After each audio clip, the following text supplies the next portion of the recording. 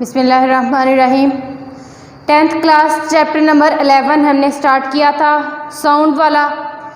Lecture number 2 है, उसका topic है हमारे पास sounds require material medium for its propagation. इससे पहले हमने साउंड को डिस्कस किया था, साउंड वेव्स की बात की थी कि साउंड वेव्स हमारे पास क्या होती हैं। उसके बाद हमने एक्टिविटी के थ्रू ये बात प्रूव की थी कि साउंड जो है वो वाइब्रेटिंग बॉडी से प्रोड्यूस होती है। ठीक है, दो बातें वहाँ पे हमने डिस्कस की थी।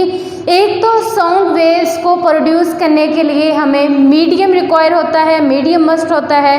और सेकंड पे हमने ये बात की थी कि बॉडीज़ के वाइब्रेट करने से हमारे पास क्या होता है, साउंड जो है वो प्रोड्यूस होती है। आज हमने थर्ड पेज की बात करनी है कि हमारे पास जो साउंड वेव्स है उनको ट्रैवल करने के लिए, प्रोपगेट करने के लिए मीडियम रिक्वायर होता है। यही चीज़ जो है हमने एक्टिविटी के थ्रू प्रूव करनी है, क्या वाकई ऐसा होता है, साउंड वेव्स को मीडियम रिक्वायर होता है या नहीं। ठीक है, उससे पहले हमने पहले लेक्चर में बात की थी कि हमारे पास जो वेव्स हैं दो तरह की होती हैं, एक होती है मैकेनिकल वेव्स और दूसरी इलेक्ट्रोमैग्नेटिक वेव्स। मैकेनिकल वेव्स को मीडियम रिक्वायर होता है और यही हमारे पास साउंड वेव्स जो हैं वो मैकेनिकल वेव्स है। ठीक है, मतलब इनको प्रोपेगेट करने के लिए, ट्रैवल करने के लिए मीडियम चाहिए होगा। अब यही चीज़ जो है हम एक्टिविटी के थ्रू जो है वो प्रूव करेंगे। हमने यहाँ पे लेना है कि कौन सी चीज़ें हमें चाहिए, कौन से ऑपरेटर्स रिक्वायर होंगे। तो सबसे पहले हमारे पास क्या होना चाहिए, एक इलेक्ट्रिक बेल लेनी है। ठीक है, जैसे आपने अक्सर अपने स्कूल के अंदर या बाहर कहीं पे भी देखी होगी, इलेक्ट्रिक बेल आपने लेनी है, डोर बेल भी जिसे कहते हैं। ठीक है, उसके बाद आपने क्या लेना है कि एक बेल जार लेना है। ठीक है, और उसके बाद हमारे पास क्या होगा कि उस इलेक्ट्रिक बेल को देने के लिए पावर सप्लाई हमें चाहिए होगी। और थर्ड पे हमारे पास क्या आ जाएगा, वैक्यूम एयर पंप। ठीक है, या वैक्यूम पंप। अब इसका क्या पर्पस है कि वैक्यूम पंप क्या करता है हमारे पास कि उस जार के अंदर जो बेल जार होगा वहाँ से जो मीडियम है, मतलब एयर है, उसको क्या कर देगा, रिमूव करेगा। ठीक है, वैक्यूम पंप का यहाँ पे क्या पर्पस है, किस मकसद के लिए इसको यूज़ कर रहे हैं, ये हमारे पास क्या करेगा कि उस बेल जार के अंदर मौजूद जो एयर है उसको क्या कर देगा, रिमूव कर देगा। अब हमने क्या करना है कि एक बेल ली है, इलेक्ट्रिक बेल ली है, और उसको हमने क्या किया है कि पावर सप्लाई की है।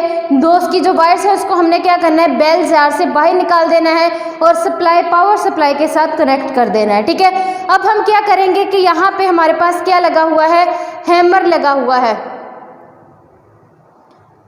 बेल के साथ कनेक्ट है। अब क्या करेंगे, जैसे ही हम इसको क्या करेंगे, पावर सप्लाई करेंगे, ये हैमर जो है ये इस बेल के साथ टकराएगा और क्या होगा कि वहाँ पे हमारे पास जो बेल है वो वाइब्रेट करेगी। उसकी वाइब्रेशन से वहाँ पे क्या हो जाएगा, साउंड प्रोड्यूस होगी। मॉलिक्यूल जो एयर के हैं वो क्या होंगे, वाइब्रेट करना शुरू कर देंगे, सेंसेशंस प्रोड्यूस होंगी। वो हमारे पास क्या होगा कि यहाँ से साउंड जो है वो प्रोड्यूस होगी। ठीक है, और वो साउंड हमारे पास क्या होगा कि हमें सुनाई देगी, आवाज़ जो आ रही होगी वो हमें क्या होगी, सुनाई देगी। जब हम इसको पावर सप्लाई करेंगे, बेल वर्क करना स्टार्ट करेगी, तो बेल जो अंदर बज रही होगी इस बेल जार के अंदर, उसकी आवाज़ जो है हमें बाहर सुनाई देगी। ठीक है, उसके बाद हम क्या करेंगे सेकंड पे कि उसका जो वैक्यूम पंप है उसको ऑन कर देंगे। अब वैक्यूम पंप जो ऑन करेंगे वो क्या करेगा कि इस बेल जार के अंदर मौजूद एयर को निकालना शुरू कर देगा। ठीक है, अब जैसे जैसे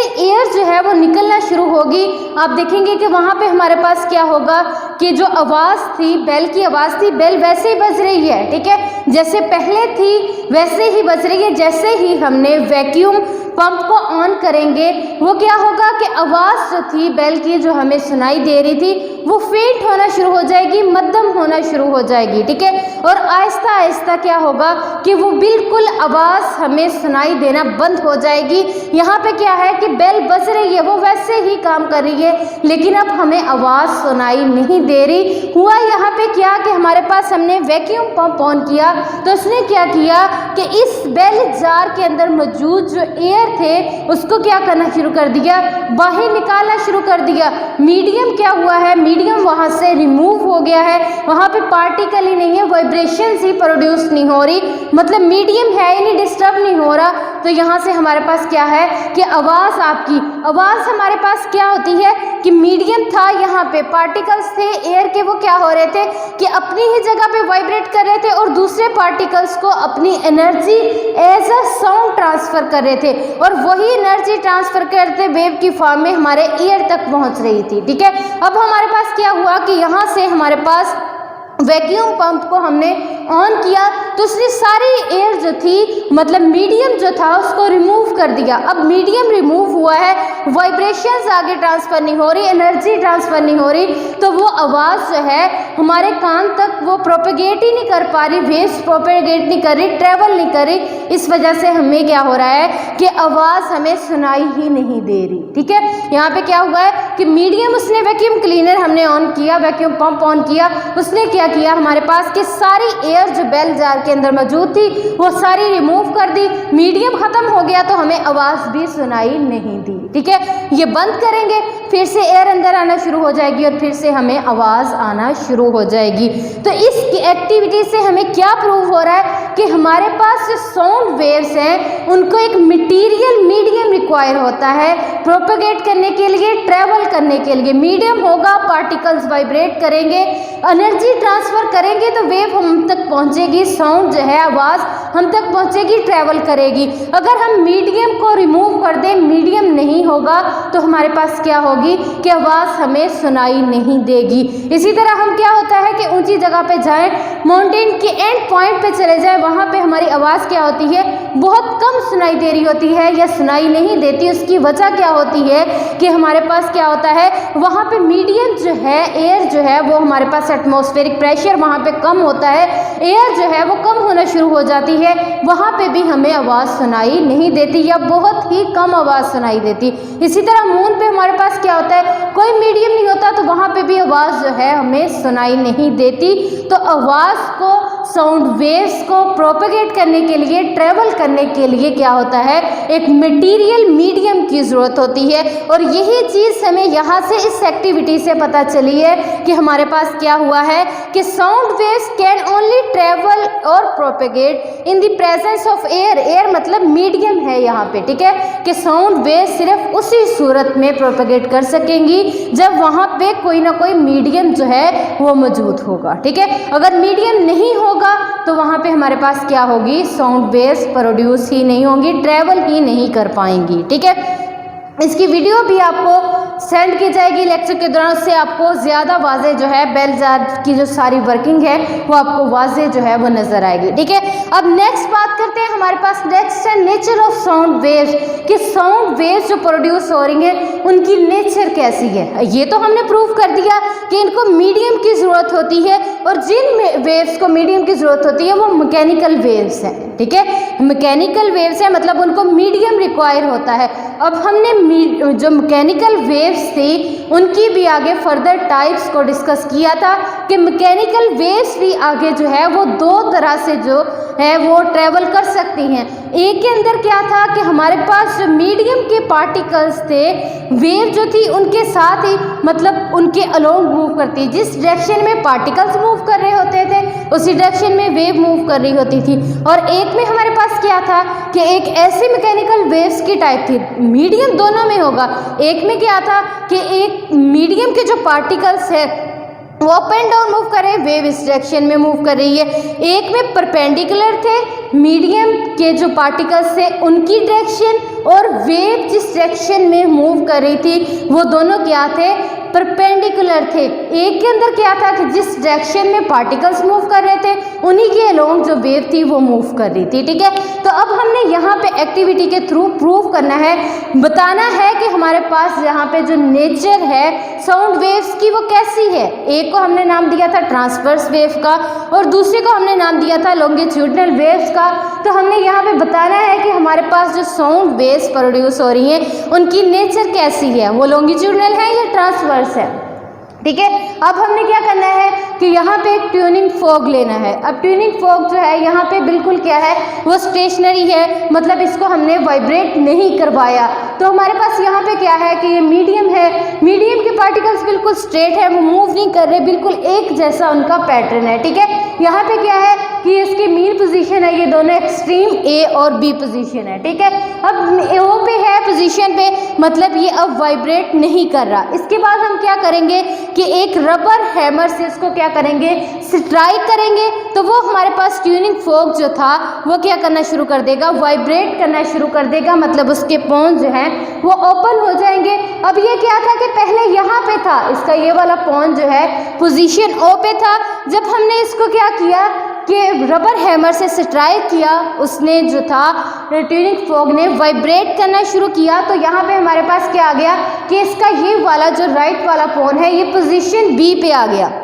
अब पोजीशन बी पे आया है, पहले यहाँ पे इनके दरमियान का फासला था, अब क्या हुआ है कि ये मूव किया है, तो इसके आसपास इसकी सराउंडिंग में हमारे पास क्या थी, जो एयर थी, जो मीडियम था हमारे पास, वो क्या हुआ है, उस पर फोर्स लगी है, वहाँ पे प्रेशर क्रिएट हुआ है। प्रेशर हमारे पास क्या होता है, फोर्स ओवर एरिया। ठीक है, यूनिट एरिया पे जब हम फोर्स अप्लाई करते हैं तो उसको क्या नाम देते हैं, प्रेशर का। ठीक है, यहाँ पे यूनिट एरिया के ऊपर क्या हुई है, फोर्स लगाई है अपॉन ने, तो यहाँ पे क्या हो जाएगा कि ये मीडियम जो था वहाँ पे हमारे पास डिस्टर्ब हुआ है, पार्टिकल्स बिल्कुल एक दूसरे प्रेशर की वजह से क्या हो जाएगा, बिल्कुल एक दूसरे के पास चले जाएंगे, और इसी चीज़ को हमारे पास क्या होगा, पास जाएंगे, और आगे से सिर्फ इतने से एरिया, कुछ लेयर्स जो हैं वो बिल्कुल एक दूसरे के पास चले जाएंगी, बाकी एयर मॉलिक्यूल्स की जो लेयर्स हैं वो वैसे ही रहेंगी। ठीक है, कुछ देर के बाद क्या होगा कि वाइब्रेट करने के बाद वो एक से ए पे आके रुकेगा नहीं, दोबारा यहाँ पे चला जाएगा,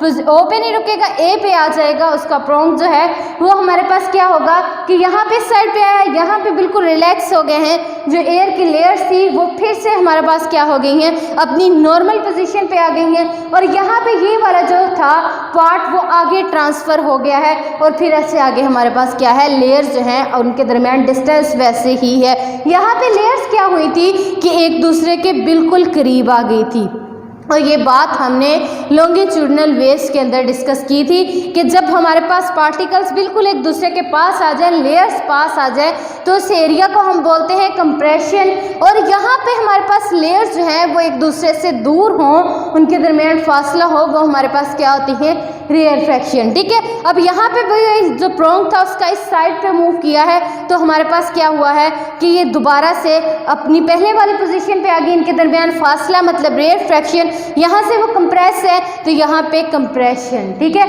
ये इसी तरह से हमारे पास जो है वो वाइब्रेट करता रहेगा, और यही सिलसिला कंप्रेशन रेयरफेक्शन, कंप्रेशन रेयरफेक्शन, इसी तरह से वो आगे मूव करता जाएगा, जिस तरह से ये ट्यूनिंग फॉग जो है वाइब्रेट करता जाएगा, कभी ये इस पोजीशन पे, कभी पोजीशन बी पे, और ए पे, बी पे, ए पे, इसी तरह हमारे पास क्या होगा कि यहाँ पे कंप्रेशन और रेयरफेक्शन जो है वो प्रोड्यूस होते रहेंगे। ठीक है, और ये हमारे पास किसके अंदर था, लॉन्गिट्यूडनल वेव्स के अंदर था कि हमारे पास कंप्रेशन और रेयरफेक्शन होते हैं, और हमारे पास क्या है कि यहाँ पे मीडियम के पार्टिकल्स और वेव जिस डायरेक्शन में मूव कर रही है, दोनों की डायरेक्शन हमारे पास क्या है, सेम है।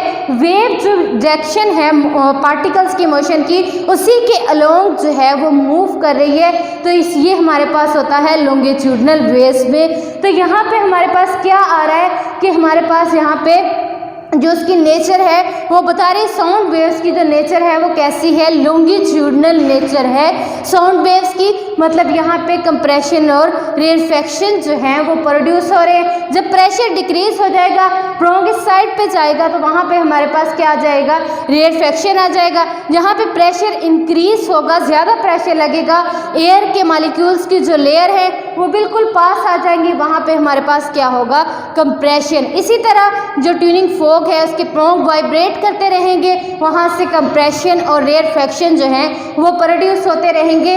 तो इस एक्टिविटी से हमें ये पता चला है कि हमारे पास जो साउंड वेव्स प्रोड्यूस हो रही हैं उनकी नेचर जो है वो लॉन्गिट्यूडनल नेचर्स है, मतलब हमारे पास एयर के जो पार्टिकल्स हैं उनकी डायरेक्शन और हमारे पास जो वहाँ पे वेव प्रोड्यूस हो रही है।